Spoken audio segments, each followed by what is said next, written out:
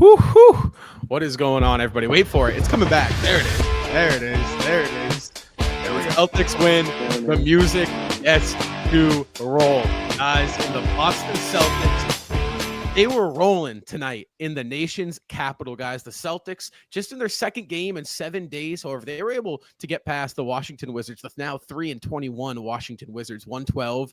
The Celtics, obviously, here dealing with this weird schedule this past week. We're going to talk a little bit about that. But before we get started, guys, I just want to say welcome in. I am your host, Rob Haytayan. Joined with me are my two co-hosts, Randy Elfman and Seamus Zarlingo. Randy, welcome back from overseas. You're finally back home in the States, back in Boston. Good to have you back, man. Seamus, me and you, we know a little break, but we're back. It feels good. I'm happy to be back here, guys. We got a lot to talk about, but you guys know the drill. Before we get into it, let's kind of hammer down our initial thoughts, reactions, and takeaways on the Celtics win tonight.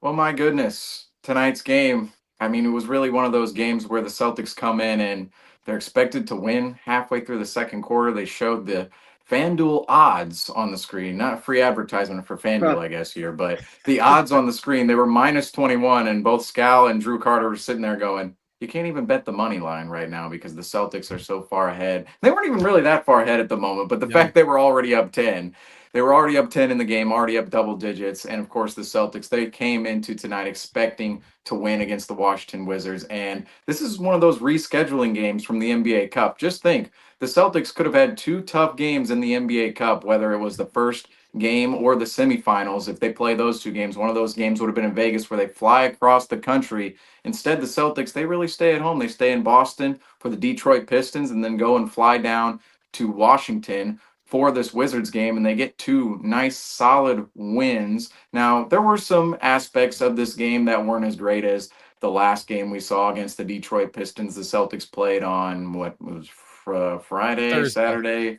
It's not Thursday night. I don't even know which night it was. It's Sunday. We came in here, it was Monday, Tuesday. I don't know what night it is anymore in December. But regardless, the Celtics pick up two solid wins in a row. We'll get into the nitty-gritty for all of what went wrong for the Celtics during certain portions of this game, because it wasn't all perfect, which not every basketball game is going to be perfect. But the Celtics came out tonight attacking the rim, shot the three ball pretty efficiently compared to where we've seen in the past couple of games. A few guys had a nice shooting night. Of course, Peyton Pritchard, Sam Hauser off the bench. They've really gotten it going lately. But the Celtics overall, solid game tonight. And of course, they came out with not quite a 20-point win, but what could have been a 20-point win. It was really never in doubt. Yeah, I'm gonna slightly disagree. I didn't love the performance tonight. Actually, I have a weird stat here, but the Celtics didn't have a lead tonight until 4 minutes and 38 seconds in the first quarter, which in the end, in the thick of things, it doesn't really matter, but it goes to show you, the Wizards always play us hard. They come out hot, and we went down 12-6 early, 15-8, 16-10. So we pulled out the win, but it was, like you said, Seamus, it's one of those games where you expect to come in, especially with all those injuries. You see that injury report? Yes. That's a common trend right now. They're thin to start, Washington, and you take away anyone, and you're stuck with guys probably coming from the G League. So it was good they got the win, but not by any means a great performance, and we'll get into the thick of things and break things down. But yeah, just initial thoughts, not really a great win, but a win is a win.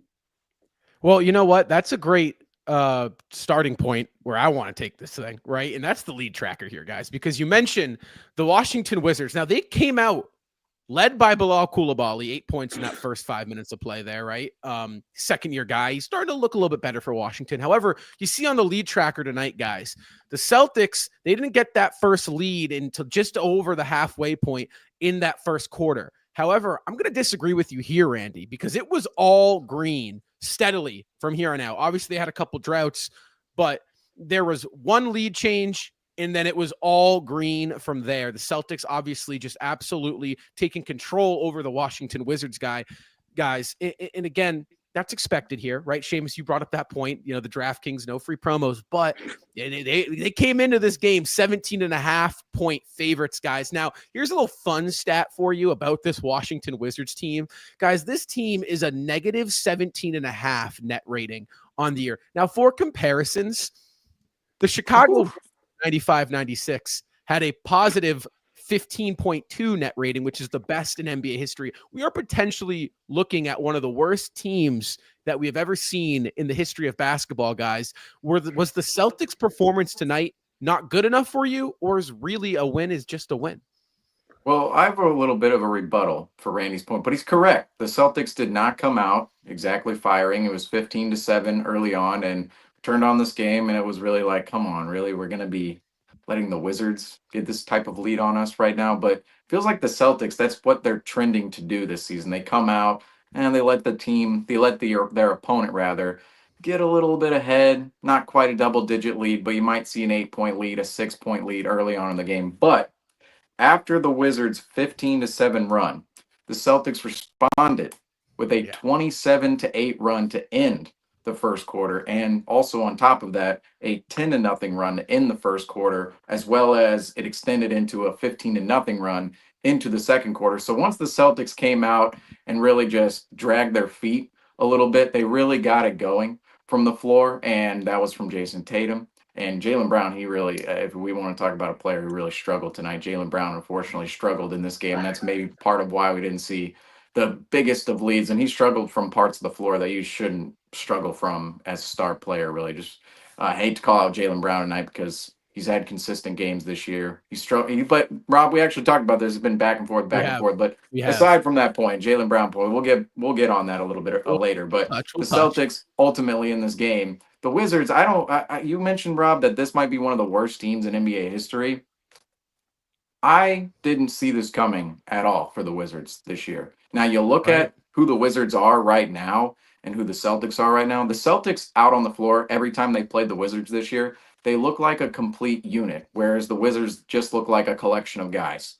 That's what the two teams look like. It's, here's these random young players out on the floor, and here's the exact same Celtics team playing as a complete unit every single time. And that's why the Celtics are just able to blow past the Wizards every time we play them. The NBA Cup game was a little closer, of course, but that game, again, was never... even with the Wizards going back and forth in that game, I didn't feel like there was a massive doubt we were going to pull it out in the end, and that's what the Celtics did, and even added to their point differential in the NBA Cup. But the Wizards, now no Brogdon tonight, no Kispert, no Kuzma.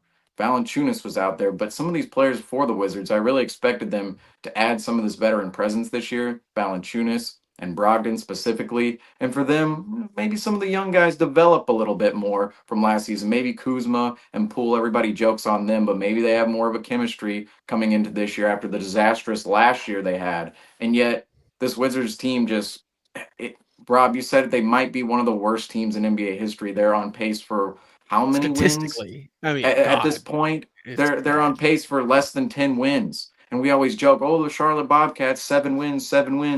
That wasn't a shortened season. They got 7 wins. This Wizards team is on pace for less than 10 wins in a full 82 game season. And they're doing everything to capture the flag right now, as they say everywhere. Right. But the Wizards tonight, I would say, yes, the Celtics certainly didn't play up to their standards. 18 turnovers tonight. Kind of talked about the struggles with Jaylen Brown a little bit. You're going to have to get him going against better opponents, of course. But this is just a really hard game to get up for. I would like to see the Celtics definitely push it a little bit further in this type of matchup. A 14-point win, that's still all right, but it really could have been upwards of 20, a 20-point lead for most of the game. We talked about this is a team you could beat by 30 if you really wanted to before it even came into the post-game show. So the Celtics, yes, you'd like to see them push it a little bit further, but this Wizards team is really nothing to fear. And on one hand, you say, the Celtics, you don't like that type of mentality facing any team. But again, it's the Washington Wizards, and Sunday night. They just don't have the Scal said it. They don't have the horses. They just don't have the horses to beat the Celtics. Yeah, I mean, look, Seamus, to go kind of off your point. I mean, Valanciunas, 13th year out of the league. I mean, the guy just needs to retire at this point. He needs to be on a better team. I don't think he expected this he's at all. He's a bench player on arguably the worst team in NBA history. And kind of going back to the broadcast you were talking a little bit about that, Rob. I mean, Scal said it perfectly. I feel like the Celtics today, they showed up in almost like practice mode. Like they expected to win by 30. So on offense, we were kind of just playing with what we could do. I mean, a little bit of iso ball, a little bit of just step back, hucking up threes, shot chucking. I mean, same with honestly the Wizards on offense too. They came in probably with the idea obviously of, hey, let's try and execute and be able to figure out different ways to compete with good teams. And the Celtics came in with the attitude, hey, let's look how to find ways to beat better teams while they're in a real NBA game at the moment. So Right. it's like they're trying to figure out, oh, how can we get better for other teams, when in reality they, they won by 14 and they looked dominant at times, but they were in an NBA game. Like Right. this was execution time, not let's play with our food and try and figure out what is going to work. I hate to say this. I really do. Right. But this is a nothing game. And I know we're about to sit here for about an hour, 20 minutes, an hour, 15 minutes, or however long we sit here for. And we're going to, poke at things and look at things. But in the grand scheme of things, this is a nothing game. It's a game on a Sunday night against the Washington Wizards, where the Celtics are just looking to get through the game. And, you can ask Joe Mazzulla on the presser or whatever you want to say about, the things in the whatever, however anybody looks at it, that's what it is. And I think Boston tonight did a great job. I think they yet again had a poor execution from jump, right? They came out and they weren't able to jump on Washington instantly. However, they got there. And then once they did get there, it wasn't a game. Washington got it down to 10 points. We kind of saw them go on these little runs, but Boston did a great job handling the game. No one feared that either. No, right. No, it's no like, one, 10 points. It's like, let's get this to 15. Let's keep going. Exactly. Yeah. So it's like, I know it's like a kind of killer to say as we're going to sit here and talk about this all night, but like really in the grand scheme of things, it was a nothing game. I will say, if we want to pull a positive out of this or poke on something, the defense looked solid. I thought Boston did those things. Now, someone else who looks solid, and I want to touch on this just before we go any further, is the player of the game, the player spotlight, guys. Peyton Pritchard. I mean, the guy is just on a tear. And if there's one thing we can take out of tonight's game, it's that Peyton Pritchard isn't just a bench scorer for this team. And we're going to talk about that. But before we talk about that, guys, I just want to give a quick shout out to the sponsor of the live stream of the post-game show this year, SeatGeek. Guys, the holidays, they're coming up. And if you need a last-minute gift for a friend or a loved one or whoever it may be, guys, there's nothing better than going to see the Boston Celtics in the TD Garden right now. Guys, at checkout on SeatGeek, use code CelticsWeekly for $20 off your first purchase. You don't have to tell your loved one you got a discount on it, but just, guys, I'm telling you, there's no better feeling than being in the TD Garden, watching this historic Celtics team take the floor against whoever they are playing. So, guys, let's get into Peyton Pritchard. I'm excited to talk about Peyton Pritchard yet again. It feels like the man's winning. We should change this. I said this about Tatum to start the year. Let's change the name to the Jason Tatum, player of the game. Are we about to change this to the Peyton Pritchard player of the game? Because the man, back-to-back nights, he showed out against Detroit. And now, right, he showed us something new tonight, guys. And if you know me, I'm Mr. What else can you do if you're not scoring? Tonight, Pritchard, who is leading all guards in rebounding, guys, off the bench. 11 rebounds to go along with 15 points, 6 assists, 5 of 10 from behind the arc. Guys, what did we think on Peyton Pritchard tonight? What are your thoughts? Well, first off, go ahead. Go ahead, Randy. Okay, my bad. First off, I think, you look at the 15 points, right? And obviously all of them from 3, right? I'm sitting there watching the game with my dad, and we're watching Peyton Pritchard go into his bag, kind of looking like the professor a little. And it's interesting because he's so shifty, and even though he only hit 5 threes tonight, no points points in the paint. No points in the paint. He was getting downhill still, and he was still driving, collapsing the defense, and that's where we saw him. I feel like accelerate tonight. I mean, he was getting downhill, getting in the paint, and then dishing the rock when the defense collapsed. And maybe that's an attest to the Washington Wizards being probably poorly coached and just not a great basketball team. But yeah, props to Peyton Pritchard. He was driving, kicking, and he probably got some hockey assists that we aren't even talking about. And he almost got a triple double. So 15 points on 5 3-pointers, not too shabby. But I think where he excelled tonight was definitely dishing the rock. I cannot believe how much we've been talking about Peyton Pritchard as of late. Because Yeah, I'm not not mad about it. Really going back 2 seasons ago, we were questioning where is his spot on this team. He's Just buried last behind year.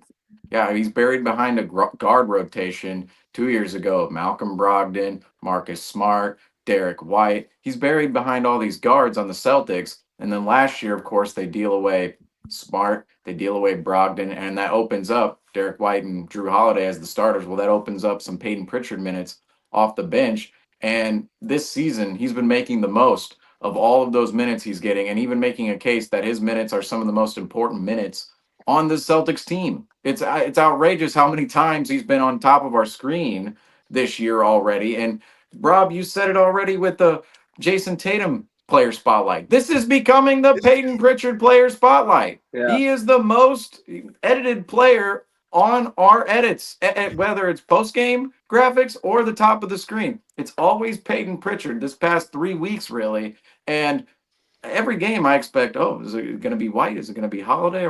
I even got a Derek White graphic ready. I'm not going to lie. Before, and then the first quarter, Derek White was kind of going. I was like, Derek White hasn't been player of the game here in a couple weeks. Let's get one ready for him. Nope, it's still Peyton Pritchard because 15 points, 11 rebounds, 6 assists tonight. The all-around performance is really what's impressive, and the efficient shooting as well. He's one of the most efficient shooters, not only on the Celtics, but in the entire league right now. And Peyton Pritchard, you cannot say enough good things about him because we've been continuously talking about him for the past 3 weeks, and he continues to put up these numbers in. I just want to point out for Justin tonight, though, who's not on this post game. 15 points. Didn't surpass the 20-point mark. Just playing fun at Justin there, but the all-around game is really what is most important for Pritchard here. No, I will say the 11 rebounds, 6 assists. Those could have been Pritchard's points. I want to add another thing here on Pritchard. They said on the broadcast, and Joe Mazzulla said it apparently in one of his pressers, that he doesn't run plays for Peyton Pritchard at all. So all of Peyton Pritchard's points are coming off of transition opportunities and just opportunities from beyond the perimeter where he's getting the ball, whether it's from Jason Tatum running the offense, collapsing the defense, or himself just in the flow of the Celtics offense in general. And I don't want to say that's necessarily how the Celtics guards go about scoring, but we've seen that from Drew Holiday last year. We saw that from Derek White last year. And now we're seeing it a lot from Peyton Pritchard as those guys kind of, I don't want to say it. I almost used the word. I almost used the R word for Austin or for Justin. Regression. Those guys are regressing a little bit. Not in terms of being negative, just their numbers from last year. Don't freak out, Justin, if he's watching the show. My goodness.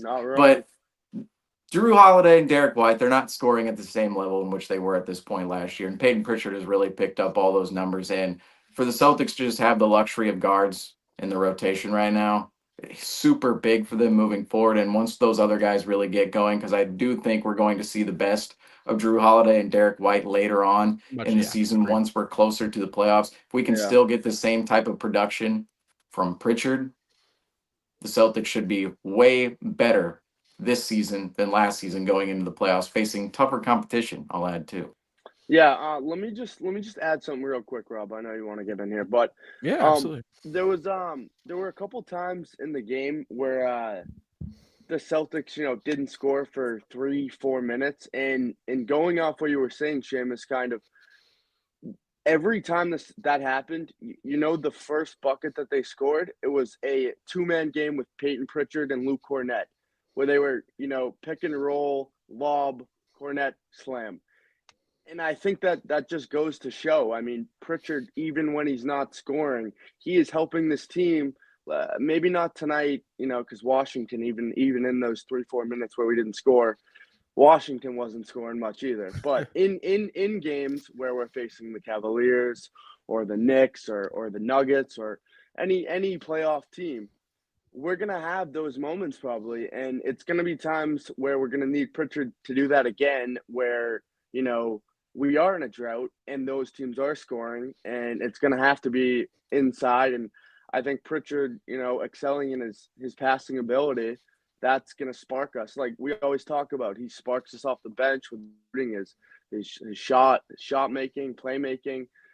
But I think really what it's going to come down to is tonight it was Cornette on lobs and inside rebounding second effort, but Pritchard really sparked us when we were struggling on the offensive end, just assists and playmaking. I want to rewind this a little bit, and let's go all the way back to preseason. And even, let's go all the way back to the offseason, when the narrative around the Celtics team, and honestly from the inside crew here, right, what we were talking about was a certain somebody by the name of Lonnie Walker. And, a lot of conversation, I'm sure in-house and from around the media, right, focusing on the Celtics team is that bench unit strong enough, right? We know with the aging of Al Horford and Drew Holiday, the responsibility on those guys are going to get a little bit heavier. And something that myself included, I called Lonnie Walker a more talented scorer than Peyton Pritchard. And man, oh man, am I eating my words. And I just want to give a quick credit to Brad Stevens for yet again knowing. He knows the Brad Stevens, and this is why you got to trust Brad Stevens in any move he makes. They knew the opportunity was this year for Peyton Pritchard to have his coming out party. And he's answered the call, guys. Now we are in game 25, right? 26. Sorry, I missed game 25. I wasn't there for it. However, we can officially, and my theory, 25 games in, you kind of get a grasp at where players and teams are around the league, right? If you didn't know it, well, there you go. Now you know Rob's 25 game theory. Peyton Pritchard, if he was going to slow down, it would have shown by now, at least glimpses of it. We really haven't seen glimpses of it. We've seen a couple of games where, he didn't get the shot chart. The night wasn't for him. Guys, we are now in game 26, and Peyton Pritchard is just excelling even higher. And I think that opens up the possibilities for this Celtics team to new heights. Having this dynamic of a player, and I'm not going to say score anymore because Pritchard is showing us he contributes on the defensive end. Tonight it was the glass. He like Randy, you were saying, he's penetrating the defense, getting that ball reversals, getting those kickouts. I mean, what Pritchard is giving Boston off the bench as their sixth man, no other team really has. And to say that about this team in a starting five that no other team has, it feels like this guy, Peyton Pritchard, is going to take this Celtics team to another level. And I'm so interested to hear if you guys agree with that, because personally, it feels like Pritchard's unlocking a new level for this team. Undoubtedly, and those 11 rebounds tonight too is so indicative of how hard he plays. And Randy mentioned how hard he crashes the glass. Peyton Pritchard, he does all the little things on the floor aside from scoring. We always look at his scoring numbers, especially this season where he's just going above and beyond 25 plus points per game. But he does all the little things on the floor as well. And those little things can be something as simple as when a shot goes up, he's going after it. I don't want to, we're calling out players here in this post game. Let's do it here. Do it right now. The Wizards players, okay? There are some Wizards players I watched out there tonight, specifically some young players, and it's really I cannot believe what I'm watching sometimes, because my goodness, these are young players who are not to their second contracts. They're on a team that they're just absolutely terrible. The Washington Wizards right now, Seamus, 3-21. They're bad. They're awful. They're horrendous. They're the worst team in the league by far right now. They're the worst team by like 4 games at this moment in time. It's really hard to be the worst team by 4 games. Yet there's some young players on the Wizards right now that just look completely uninterested in playing, and they're not even to their second contract yet. And I will say, of course, the losing demotivates players in a sense. That being said, Where does that losing come from? Lack of motivation, a lack of trust in one another, lack of scheme, game plan, lack of talent. All of that goes hand in hand with one another. But some of the lack of motivation by the Wizards tonight was truly appalling. And there's a player that I watched out there, Johnny Davis, top 10 overall pick just a couple of years ago. Awful. Not exactly Terrible. interested in playing basketball, I thought tonight. Not entirely interested. The way he ran down court either way, didn't play that much at all tonight, but the way he ran down court either way, it's why this guy's a bust right now. I hate to call out one specific player Do it. here, Do it. He's but terrible. that's what He's I saw. terrible. I go, I mean, are you kidding? I literally thought of Marcus Smart when I saw him running down the floor. I'm like, Marcus Smart sprinted on every single possession. It didn't matter what possession it was, what point in the game, how many points the Celtics were down or up. Marcus Smart was getting up and down the floor. Johnny Davis, what is this? What is this jogging stuff? What is it? I mean, come on. I'm calling him out right now, and I'm really calling him up because I want to see these guys succeed in the NBA. I want to see them make money in the NBA, but that's not how you're going to make money in the NBA, is looking completely uninterested in the basketball game. But the point of this is Peyton Pritchard is the complete opposite of that.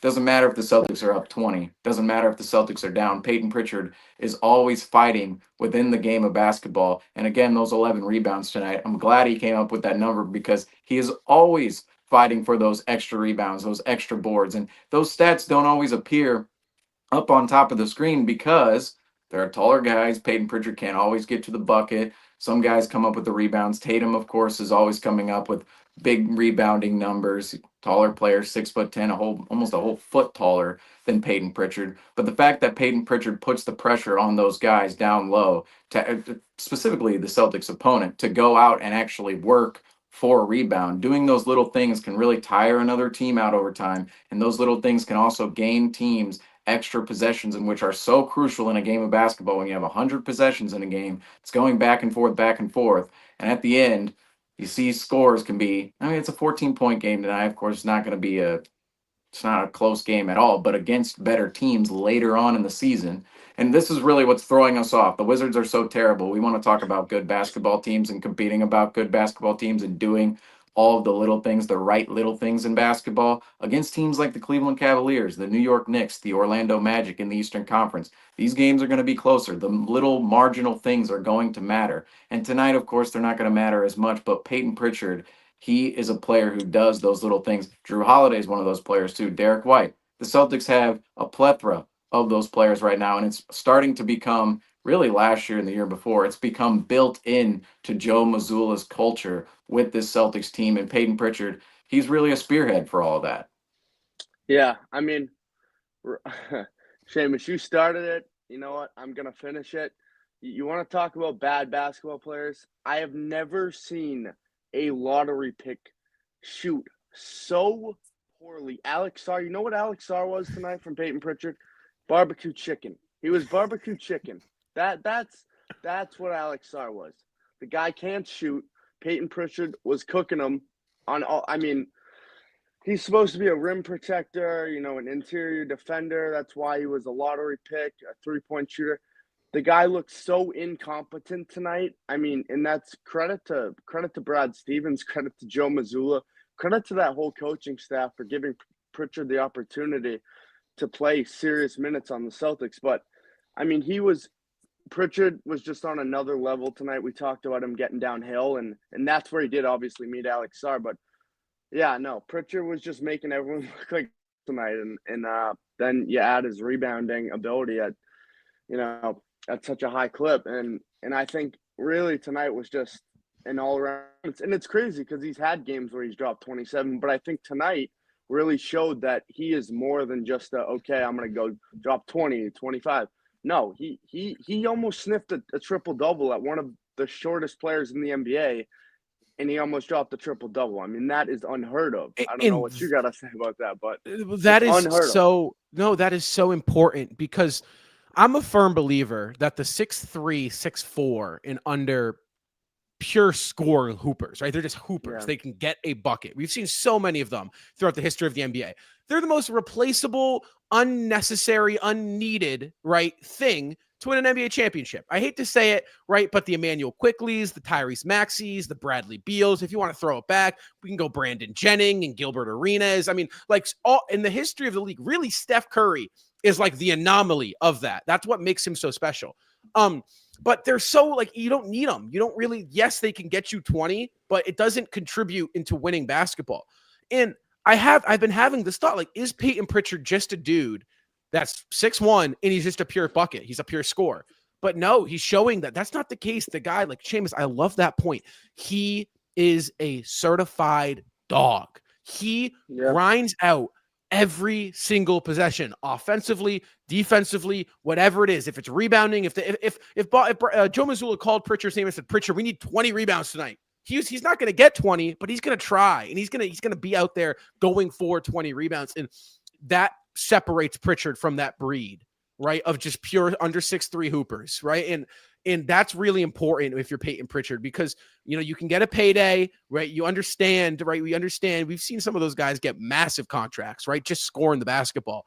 But he can get that contract and he can win throughout his career. And that's really important. Now, somebody else, Seamus, you texted this in the group chat. We got to talk about him. And I see a little graphic, and I'm sorry, I got to flash it up, but the man's been hooping. The man has been cooking. He's been eating, however you want to say it. Luke Cornett.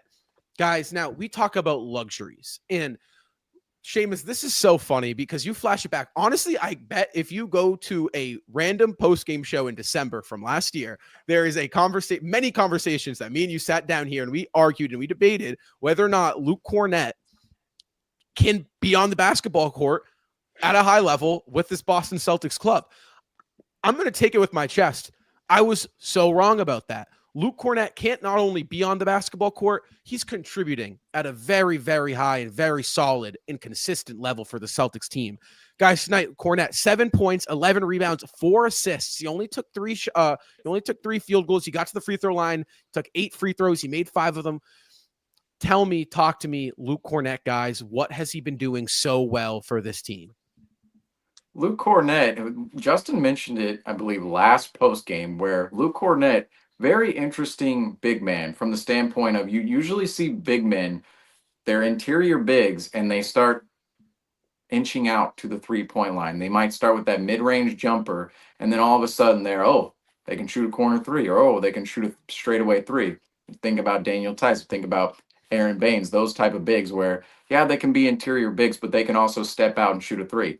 Luke Cornett really started as that spacing big man, where he came in the first game. I don't know if anybody remembers this, back in 2021, thinking, wow, it's been already that long since we've traded for Luke Cornett. He came in against the Oklahoma City Thunder, made his debut. 3, pick and pop, right from straightaway, right from the top of the key. Luke Cornett was shooting those 3s. Now, Luke Cornett is more interior based. He's actually moved on to the interior where he's scoring in bunches there, whether it's on the pick and roll. Randy, you mentioned it, catching lobs from guys like Peyton Pritchard. He even played the 2-man game with Jason Tatum as well. And even just cleaning up the glass and getting those second chance points too. The Celtics have not been great in second chance points all year, but it seems like every time Luke Cornett is out on the floor, he is the catalyst towards leading that second chance point battle for the Celtics, because he's just a big body. He's over 7 foot. He's super physical. And I'll add this too about Luke Cornett. He is way more in shape today than he was 2-3 years ago. Way more in shape. Yeah. It's actually incredible to see how in shape Luke Cornett is. And there's, of course, increased motivation being with the contending team and being with the Boston Celtics, such a historic franchise, to actually be in your best shape and to work hard every single day in the building. And again, that goes along with the point of Peyton Pritchard too. Joe Mazzulla's culture, he demands guys to work hard ferociously, whether it's in the weight room or on the court. And Luke Cornett is one of those guys, and he's really a part of that plethora of guys who have come in here. We don't expect them to do anything with the Celtics when they first arrive. Luke Cornett, Sam Hauser, Peyton Pritchard, Neemias Queta, all 4 of those guys we expected, probably not going to do anything with the Celtics. Might just waive them immediately, might be cut. They might be here during training camp. No, all 4 of those guys are contributing pieces to the Celtics off the bench in one way or the other. And Luke Cornett, it's like we go back and forth with who is contributing the most. Obviously, Peyton Pritchard is just going he's going way beyond where we thought he could be as a 26th overall pick. Sam Hauser will have his nights. He's been at the top of the screen. But even in our group chat, we thought, can Luke Cornett be player of the game tonight? And that was a legitimate possibility because the Wizards, for who they had out on the floor, really it was the young guys a lot of the time because Valanciunas, I don't believe he was out there all that often in this game at all. Valanciunas played 8 minutes. So last time we played the Wizards, he was out there quite a bit. But that's where the Wizards is a little confusing. Like you don't play Valanciunas.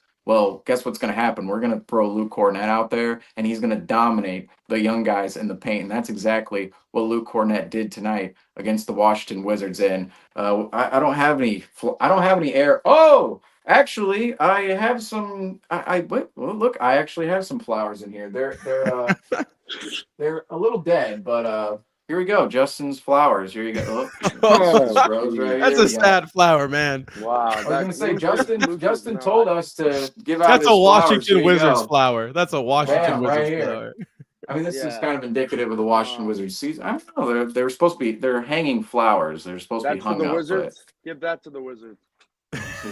Oh, these are pretty nice. I don't know. Oh, there you go. All right, when you position them like that, there you they're go. all right. They're all right. They're supposed to be dried out and pressed and all this stuff. Here we go. Justin's flowers or Seamus's flowers. Here you go, Luke Cornett. Here you go. Wow. This one's probably the best. There we go. Rob, there you go. That's a good looking one. Oh yeah. We talked a little bit before the show about I've been pretty critical of Luke Cornett, and Justin actually has taken offense to that because he's a huge Luke Cornett guy. But I've been pretty critical of Cornett past games. Like there are games against the Bucks, against the Knicks. There's just matchups he should just not be playing. Like he's just it's not his game. I mean, like he should not be facing Giannis. That's just like come on, right? He just shouldn't. I mean, there's no argument. But yeah, tonight, and I don't know if you guys can agree to this, but I think tonight was all around his best performance, at least of the season. I think on defense, his drop coverage was phenomenal. I think it helped also that, like I said, Alex Sarr is abysmal. But yeah, I think he took Alex Sarr to work today. We did see Luke Cornett hit the deck a few times. That was kind of funny. But Luke Cornett hit the deck a few times. Was catching lobs from Pritchard. I think he got a block or two tonight, if I'm not mistaken. Right? He did. I think he got a block or two. I saw a matchup against Koulibaly a few times. I think on the defensive end, it was a great performance, and then on the offensive end, I think just in general, even when it wasn't the 2-man game with Pritchard, his spacing. And because of Porzingis being down or going down halfway and Horford not playing, I think it was Cornett obviously was our center for the night. He was our go-to guy, and for that I think he was attracting a lot of attention. Kind of like Porzingis would. You can't go one-on-one with Porzingis inside. It's just not going to work. And tonight, I think he was getting a lot of attention inside, and that's when he was kicking out. And Hauser was open for three, sticking them. But yeah, tonight, Luke Cornett, great job all around. I think that is the luxury of Luke Cornett, right? You're so right? There are a lot of matchups in this NBA, right, throughout this association that Cornett doesn't really belong out there for. But that's the luxury of him being your 10th man, right? Is that there are a good amount of matchups now we're finding out where Luke Cornett's so valuable and he can contribute in a lot of different ways for this team. And I think tonight was a great matchup for Luke Cornett, right? You're so right. We saw it in the playoffs last year, right? Like Cornett has historic, like in terms of Luke Cornett career historic, not like NBA career historic, but he has a career historic performances against the Miami Heat. He does very well matching up against Bam Adebayo in the scheme that Miami runs. So that's a matchup you want to play him. I guess it falls on the coach and Joe Mazzulla to figure out, and I think he has been figuring out those matchups and when to play Luke, where to play Luke, how to play Luke. But oh my God, flowers to Luke Cornett tonight. And I mean, the ability for Boston to really kind of get into their bag and have this little rotation here. No Al Horford tonight, and obviously Kristaps Porzingis, who left the game.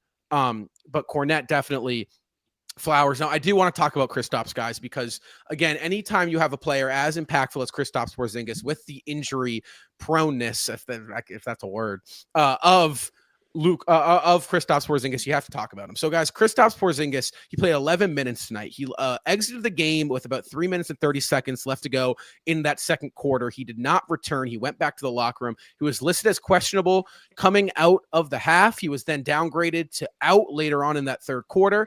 Abby Chin of NBC Sports Boston reported that she fears, and Drew Carter and Scal later agreed, that this was just precautionary measures coming from Boston. Obviously, that injury Kristaps Porzingis is dealing with was a bruised heel, or heel pain is how they described it. Now, guys, obviously, we know how vital Kristaps Porzingis is to this Celtics team. Do we feel, I haven't heard much, I haven't read much, I haven't seen much on Twitter about this injury. Was this precaution? Are we worried about this? Or, where are we at? Well, considering it was against the Washington Wizards, I would definitely lean on the more precautionary side, especially when he went out of the game, we were up. That being said, a bruised heel sounds awful because where bruised heel, that's connected, that's near your Achilles. Right. That's near your Achilles. And I never want to hear things about calf tightness, which we do hear with Kristaps Porzingis a lot. That's usually the injury he deals with, calf tightness, calf tightness, calf tightness. Bruised heel now.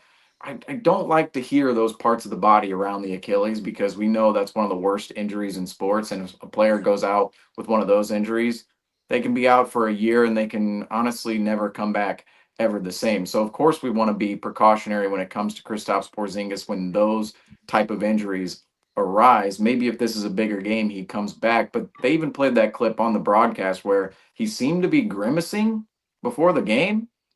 Little odd, I will say. Just he's practicing he's practicing to go play the Washington Wizards and he's grimacing before the game. I would think that's a red flag right there. And I'm not even sure why he was out on the floor tonight if that was really the case, because recently, since he's come back from his I shouldn't say year-long injury, but 6-month-long injury from the surgery he had during the offseason, Kristaps Porzingis, from the injury he sustained during the NBA Finals. So he's played, 6 games so far. What's really shocking about these 6 games, they have rested him here a little bit, too. I'll get to that in a second. These 6 games, what's shocking is the minutes.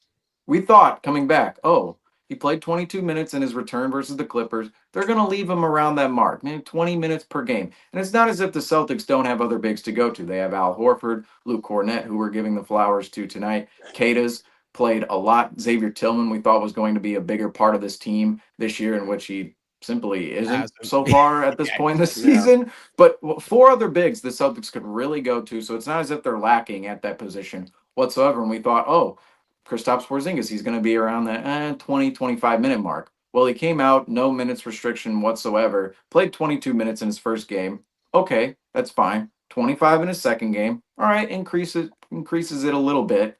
But ever since then, 32 minutes in that third game on December 1st.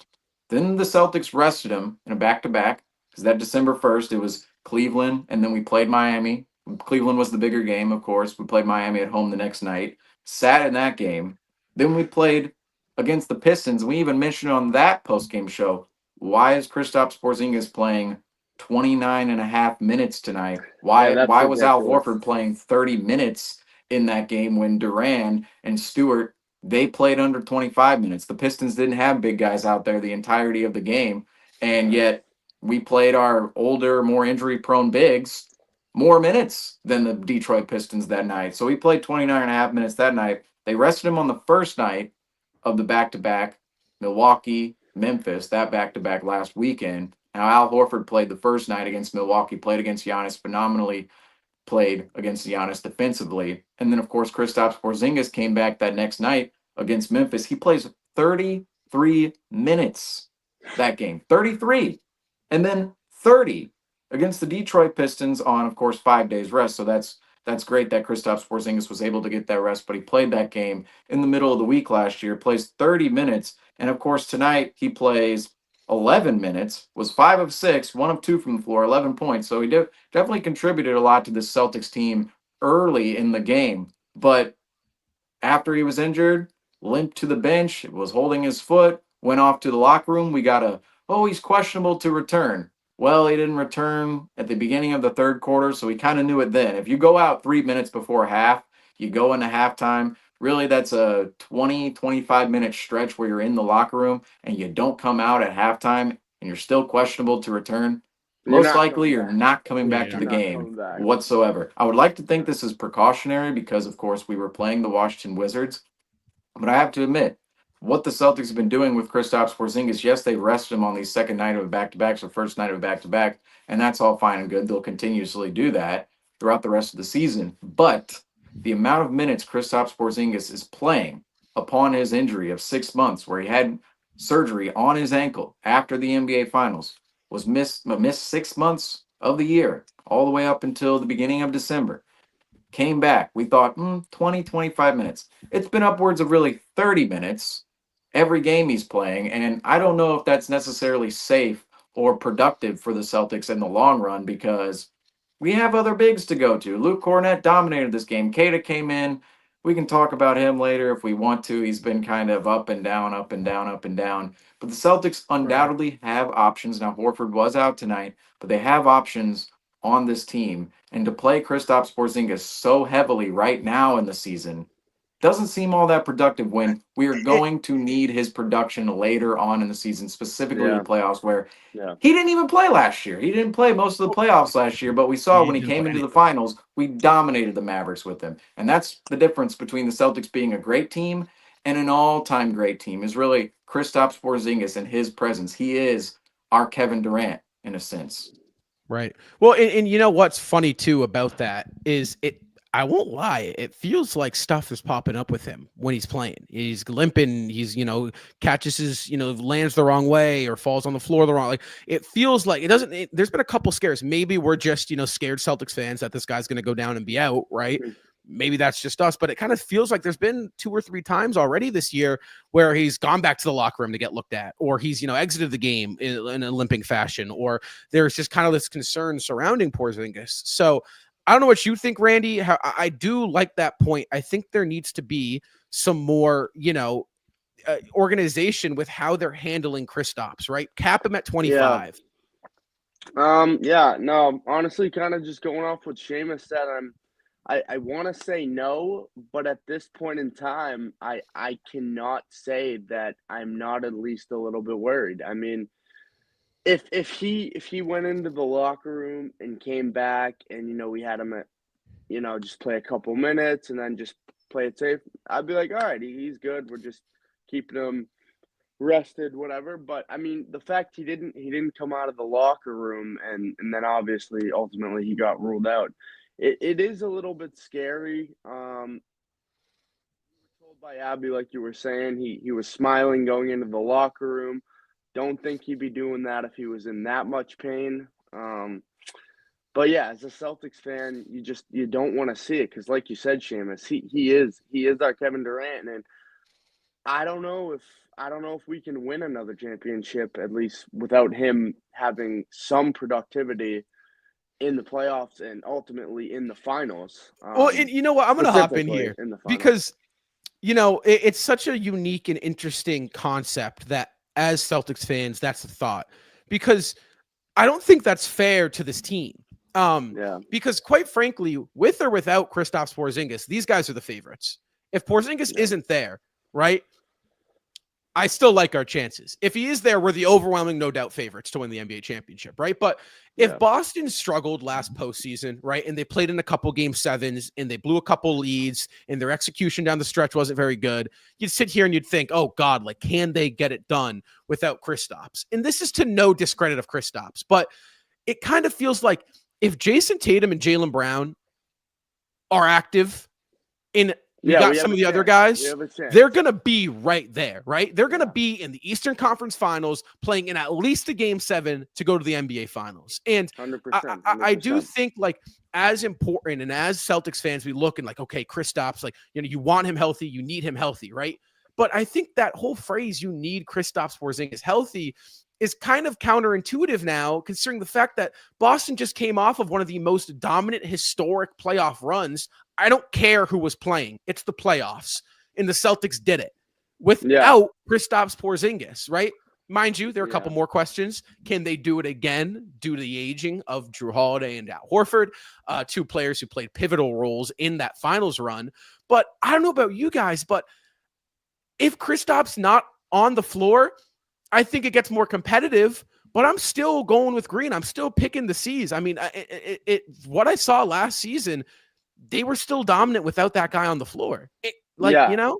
Yeah, I mean, you're right. I 100% agree with that. And I think without Kristaps, there is still a very good chance that we will be the favorite and we could win.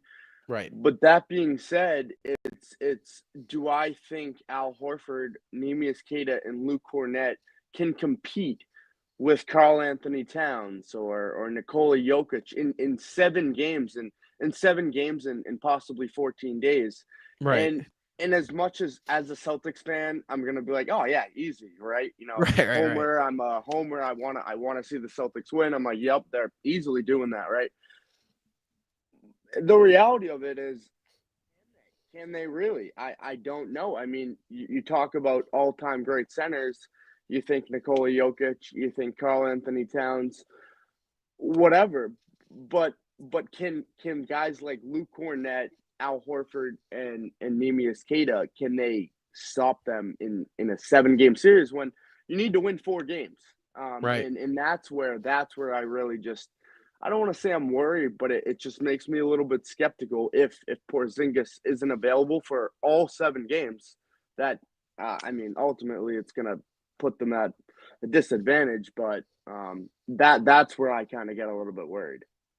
So that's really the difference that Kristaps Porzingis brings, though, is where yes, he's going to be going up against all of these all-time great centers, as you said, Randy, but also he shortens the margin of error for the Celtics, or expands it, rather. It expands it, shortens it for other teams, expands it for the Celtics, because the Celtics are still a great team without Kristaps Porzingis. We saw it in last year's playoff run. Again, Rob, you said it, no matter who we played, does not matter who was injured, who was in, who was out. Be healthy. You play who you play. You go who you go through. And ultimately, the Celtics were just dominant in that playoff run the entire way through. And the only games we lost was, we let off our foot. We let our foot off the pedal here or there. And really, those games, we had we had a lead in that Cavaliers game, game 2. Game 2 against the Miami Heat. The Miami Heat outplayed us.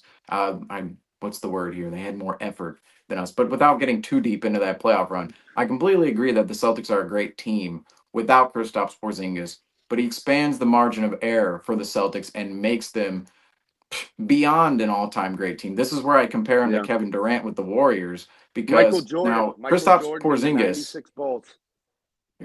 Porzingis isn't Kevin Durant. Okay, Kevin Durant, he was really the best player in the NBA at the last the last 3-4 years of the 2010. Now LeBron was up there as well, but going up against LeBron in the finals, of course he had better teammates, but he was outplaying LeBron James in the NBA finals, and a lot of people agreed that Kevin Durant, he is the best player on the planet as of that moment. 2017, 2018, and even 2019, we saw the Warriors went out in 2019, couldn't beat the Raptors. Klay Thompson, of course, was out in that series as well. But those Warriors teams were so dominant because of the overwhelming force of Kevin Durant on those squads. The Celtics, they can be the 15-16 Warriors without Kevin Durant and be at that level of basketball. 15-16 Warriors won 73 games without Kevin Durant and were completely awesome with Harrison Barnes starting at small forward. That's kind of where the Celtics are with Kristaps Porzingis, where if he's not on the roster, we can go and win 60 games. We can make it through the playoffs and win a championship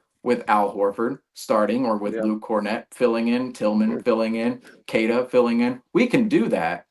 But Kristaps Porzingis, this is where I compare him to Kevin Durant. He makes us such a dominant force to the point where it's undeniable. The Celtics are going to win the championship, because 17 and 18, the Warriors were undeniable, absolutely undeniable. Yet their 16 run, now, yes, they won 73 games, but they had a bunch of problems in the playoffs. Now, the Celtics haven't reached that level yet, but we don't ever want to see that where, this player's out, or specifically we're talking about Porzingis. Porzingis is out. We're facing a really good big squad. Like, say you play the Orlando Magic, Goga Bitadze. I know, Goga Bitadze. He's playing solid right now as their No guy. Goga hate. Right, right. And Wendell Carter is out there too. Those are two bigs that they can rely on, of course. And you go down the list, Karl Anthony Towns, Randy, you already mentioned it. If you see Yep. Nikola Jokic in the finals, which I'm a little confused. Scal said Nikola Jokic is the Celtics, like they have to fear him the most, or whoever's on his team. I don't see the Nuggets making the finals this year out of the West. I don't Now, think will they? they're Well, even that's making the semifinals. we'll see. We'll see. Nikola Jokic, all-time great player. Sometimes those all-time great players can really push a team further than we expect. Like we saw Luka Doncic last year. All-time great player, probably pushed the Mavericks a little bit farther than what they really were last year. I was on that. Yeah, see, and Yeah.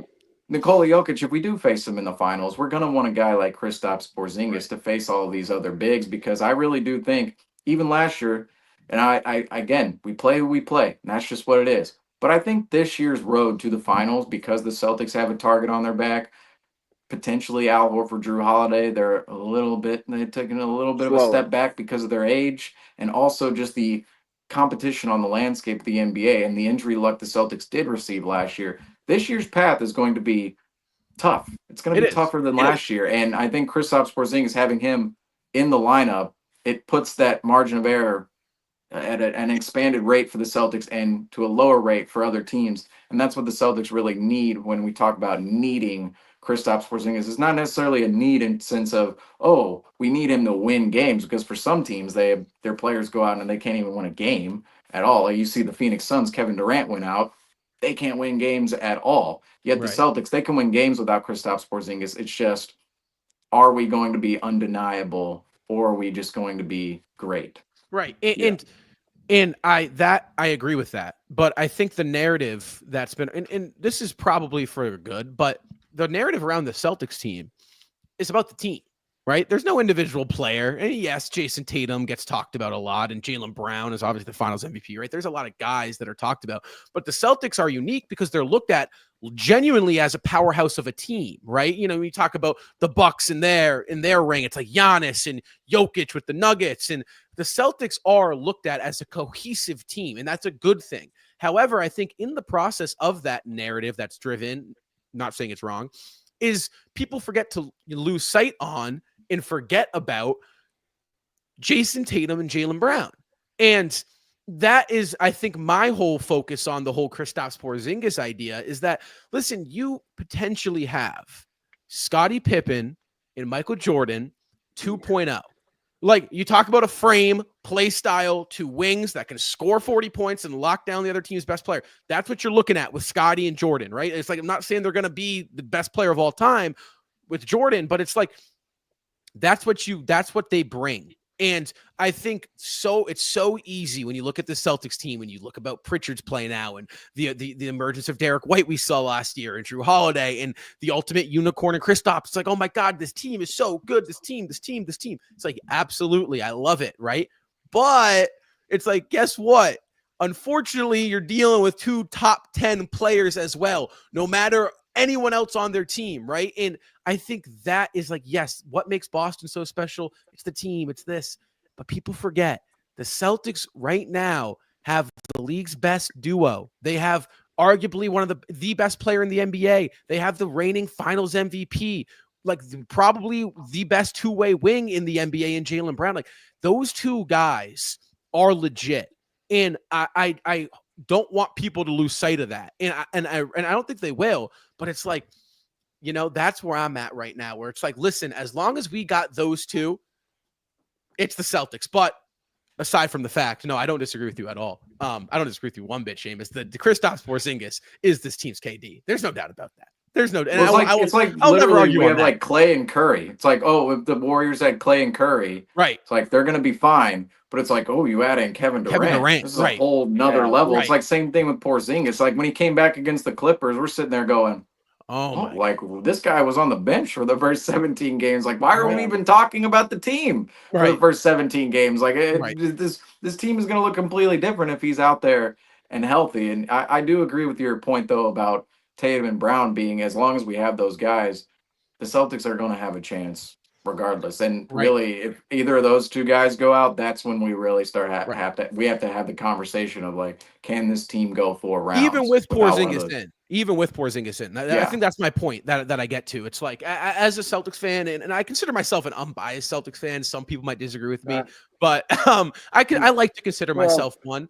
I think that's where, as a Celtics fan, you need to sit back and think to yourself, all right, as long as the Jays are there, I like our odds. I think that's where this team should be at, and then you go from there. But even if like that's where it goes for me.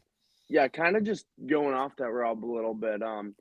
I mean, when you have a team so built like the Boston Celtics, and this is going to be a crazy statement, but you have a team with the 6th man of the year, the most improved player, the probably the 2025 MVP.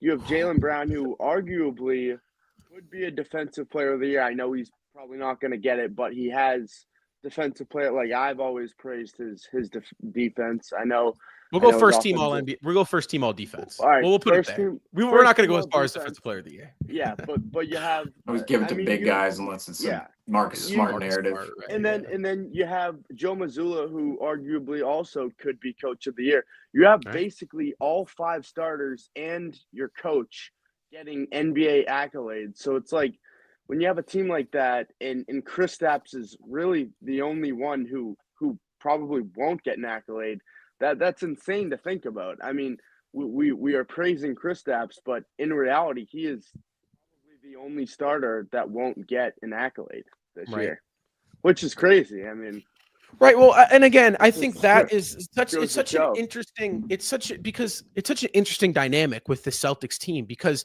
they're not covered. And again, maybe 5 years removed from this situation, this team is going to be looked at in an entirely different manner.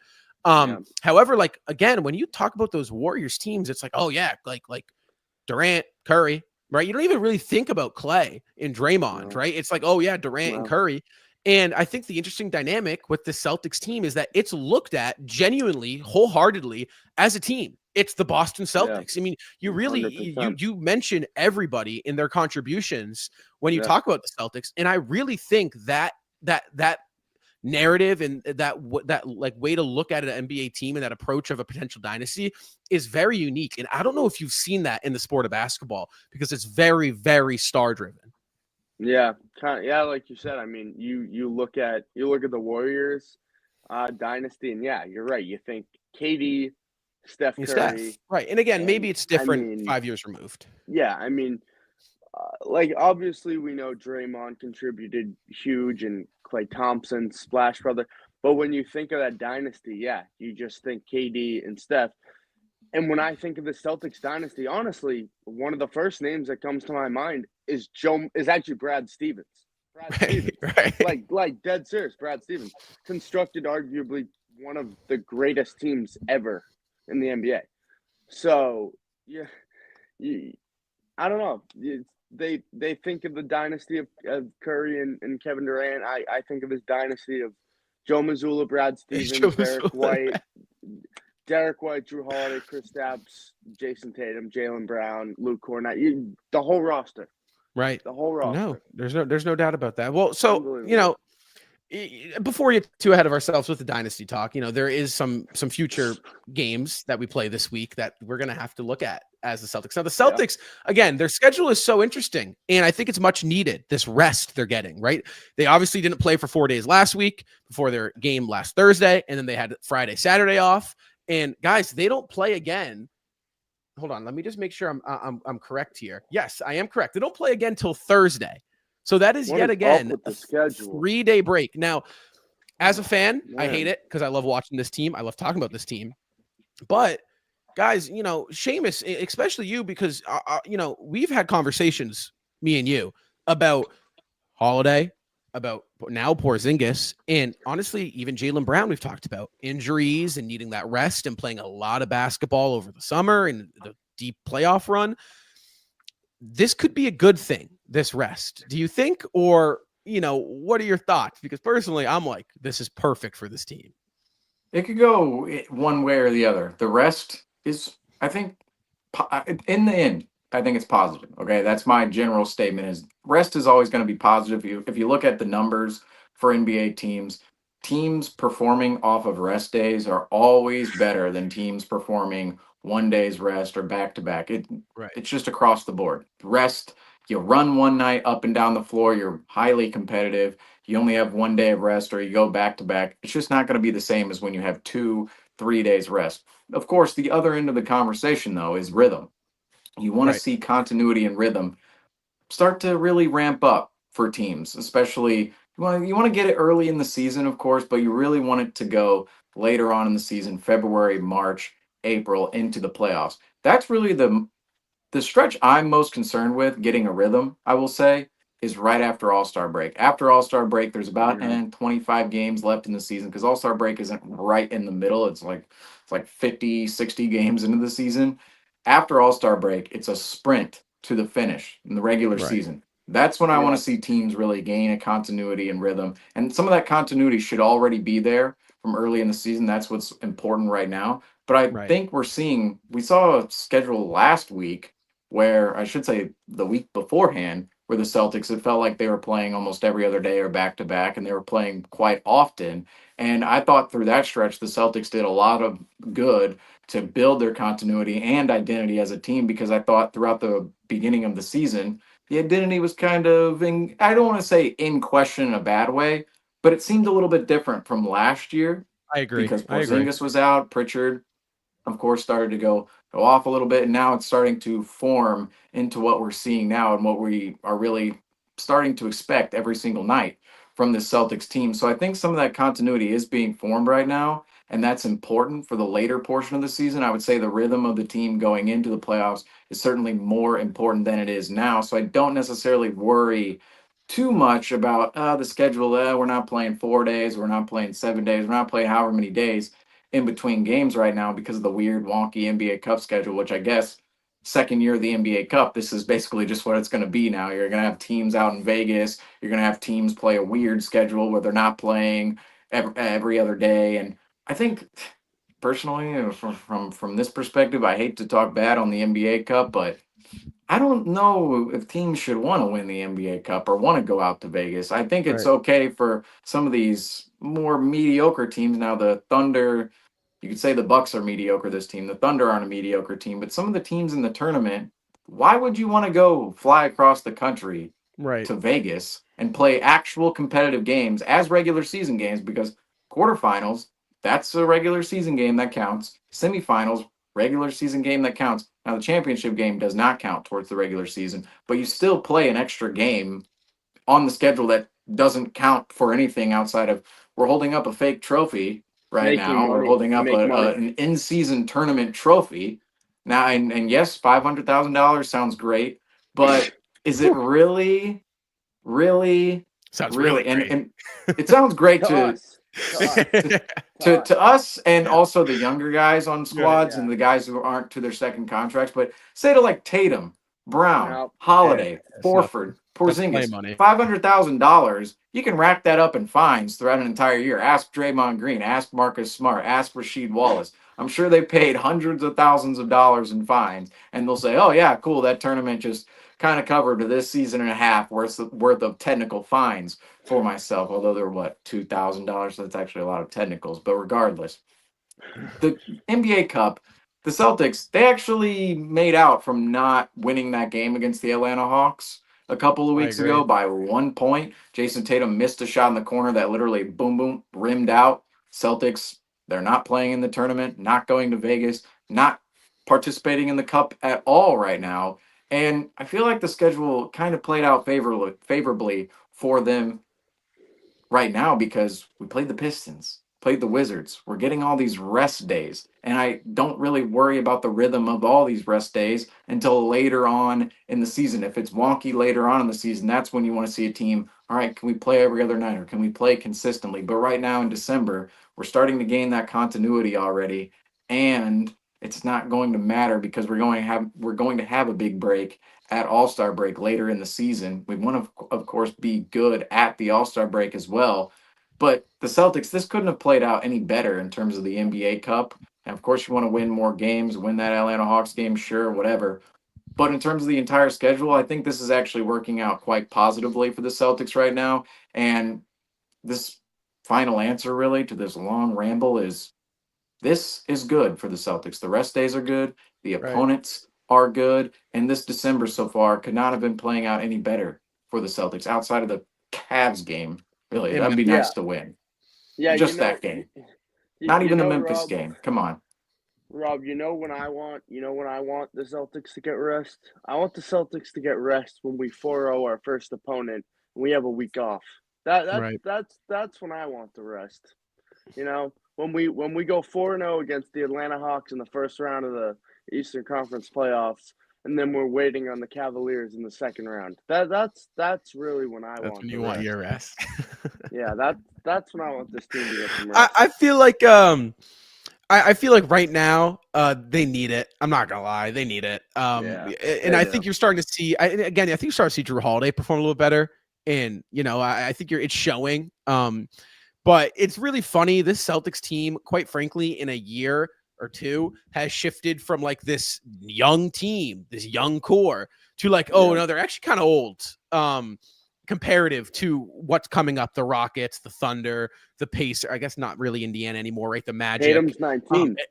Yeah, I know. In Atlanta, right? So Tatum's 19. Yeah, Tatum's 19. But like that's kind of like it's interesting. Like that's what you've seen now. Boston is no longer the new kids on the block, and the NBA Cup in that tournament, that is amazing for exposure for the new kids on the block. I think the NBA Cup experience for Indiana last year was a huge factor in them making that run and going toe to toe with Boston in the Eastern Conference Finals and getting past New York. And so I think there's reason for younger teams to be there. Atlanta is a great example right now. Houston. OKC, I think they could use this, right? Keep playing in big games. They kind of fell short in the playoffs last year. They kind of should have beaten Dallas, but again, experience caught up to them. So I think there is some value there. But all in all, I think this rest is going to be great for the Boston Celtics. I think it's going to be much needed. I think it's going to play a big factor. Now, guys, they had a game this Thursday back home at the TD Garden. They're going to get a couple days at home before they fly back out again to play Chicago on the road in a little really weird back-to-back head-to-head.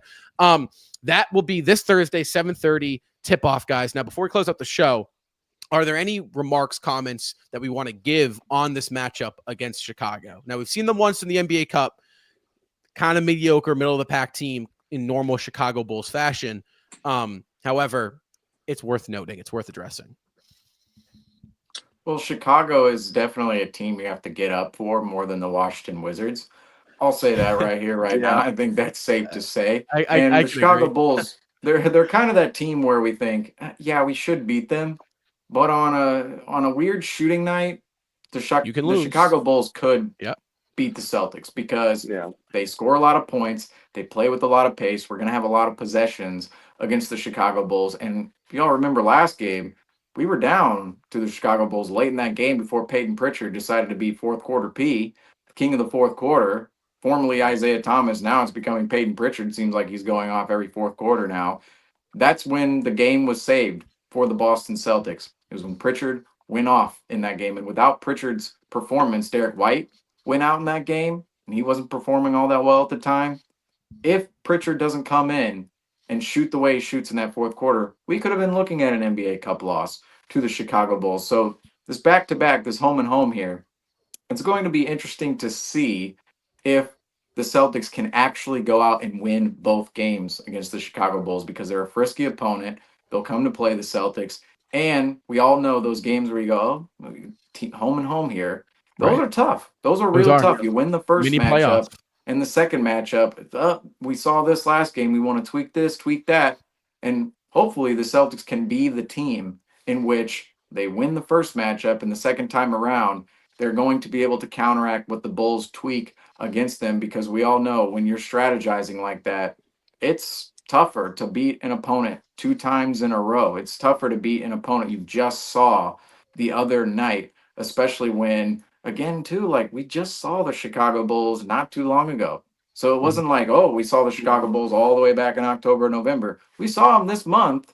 Or no, actually we didn't. It was November 29th. So I guess it was back in November. We'll count it. But it was 2 days. 2 days from it. But a couple weeks ago, 2 weeks ago, and now we're facing them again. So very, very familiar team, especially getting to that second game. So this little back-to-back coming up, the Chicago Bulls, they still have players which can be highly dangerous. Zach LaVine, Nikola Vucevic just absolutely destroyed the Celtics the last time out. I mean, had one of his best games of the entire season. If the Celtics Right. can prevent that, can prevent the Chicago Bulls scoring in transition and can play to the Celtics, if the Celtics can play to their own pace, I believe the Celtics will come out with, again, 2 solid wins, but they're going to have to try a little harder than they did tonight against the Washington Wizards, where at times, Randy, you talked about at the beginning of this post-game show, a little sloppy, 18 turnovers tonight, still came out with the win, but you'd like to see him be a little bit better, but they're going to have to be better against the Chicago Bulls. Right. Yeah, no, yeah, on this back-to-back, I'm interested in seeing. I mean, it's been a while. I mean, I want to see Zach LaVine. I want to see how we match up against Vucevic. We know Al Horford doesn't go on back-to-backs. It'll be interesting. Can Porzingis just in general stay healthy for both the games, or will we rest him? Will we match up Cornet a little bit? Right. Maybe. Well, maybe it is. we'll I do want to preface it. It's not a Yeah. true back to back. It's a we No. play on Yeah, Thursday, traveling day, then Saturday. Yeah, but I don't know. Maybe we see if we get Xavier Tillman a little. I think I talked a lot about this in prior podcasts when I was on way back in the beginning. How I thought Xavier Tillman has become a little bit more versatile on the defensive end. So maybe seeing him match up a little bit against Vucevic, or it'll be interesting to see who we match up LaVine with. I feel like probably Brown, but Tatum, we'll see. We'll see what the matchups are. We'll see what Derek White gets. We'll see if Kobe White and Derek White match up. We'll see. Right. But yeah, it'll be an interesting back-to-back, or so we'll call it. I think they're the perfect middle of the road team to catch in this scenario in December. Because I think you were much better than them, but they're still a competitive, fiery team.